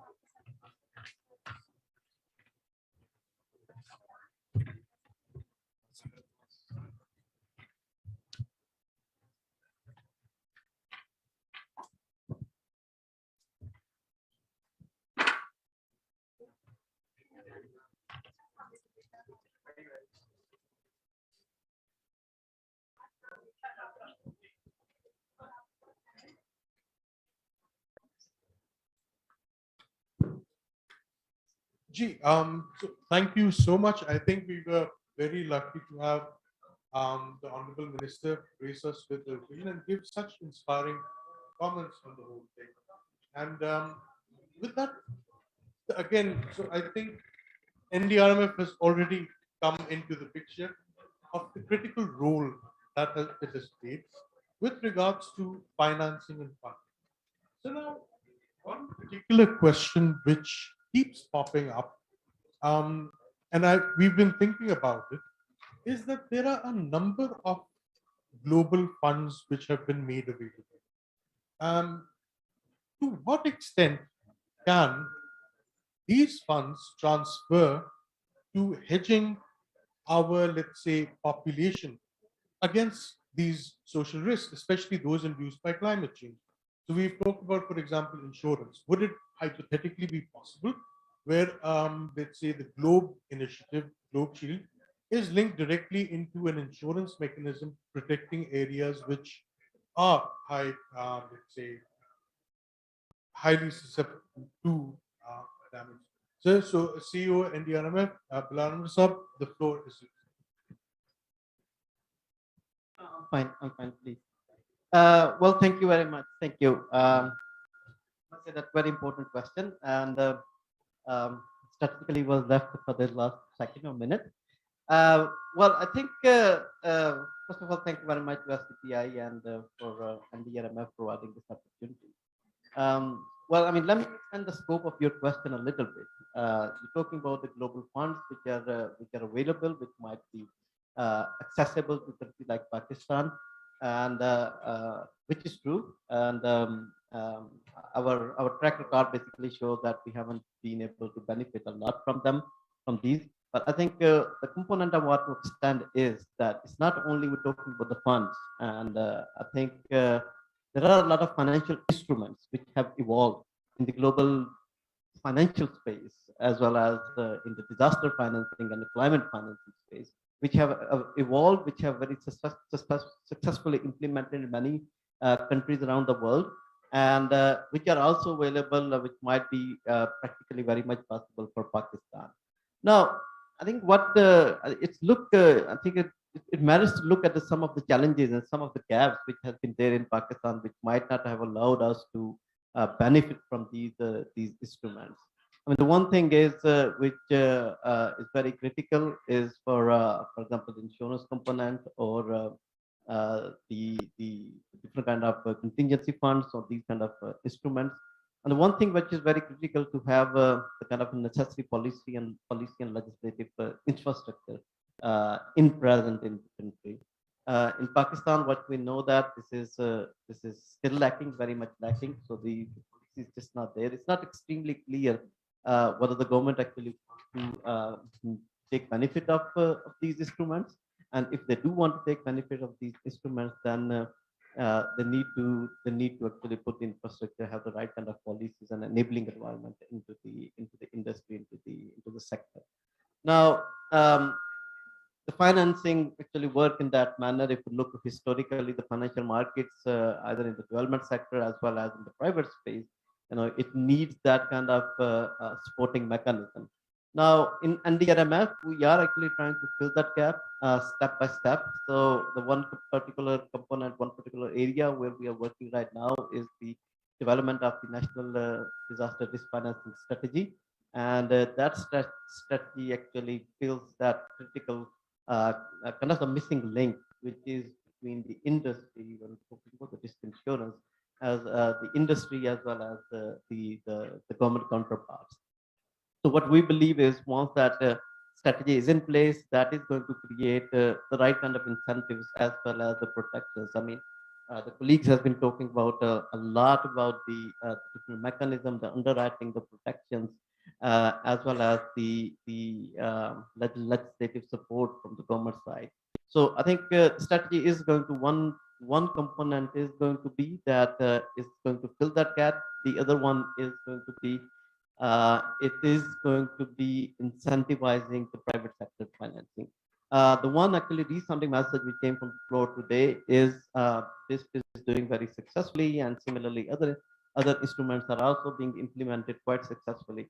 But what we know that the intensity and the frequency of disaster which we are facing and the gravity of the damages which we are facing, I think no government actually can actually support from their own fiscal space these kind of fiscal financial challenges. So the innovative financing component and the instruments have to come into the play. And I believe that disaster risk insurance is the right instrument in the specific context of Pakistan. It can be experimented or piloted from some specific sectors which are most vulnerable. For example, crop insurance. There was references to crop insurance, but I must mention that there has been experimented in the non-governmental sector, and those experiments has been taken place, and some of them actually with a reasonable amount of success. They've been taking place without that policy infrastructure. So without any support from the government, either from the regulatory side or from the State Bank of Pakistan. And the secondly is that hasn't really focused or targeted the right stakeholders. So the most of the crop insurance components are actually not crop insurance, they're not for the farmers community, but they are for the current or securing the loan. So it is possible, and I think with the work which is being carried out in NDRMF, I think in the coming months, some of these challenges and the bottlenecks are going to be addressed. And we are going to be seeing some of the experimentation and piloting of some of the instruments coming into play. Thank you.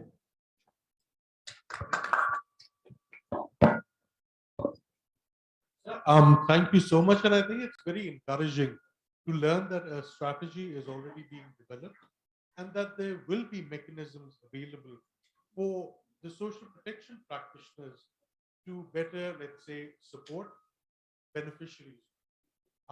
With that, I would actually like to call the session to a close, and I would like to thank each and every one of you for the invaluable contributions that you've made to the discussions, the overall policy outlook, to participants here in person, and to those who have joined us online. A very warm thank you, and looking forward to the continued collaboration and cooperation. Thank you.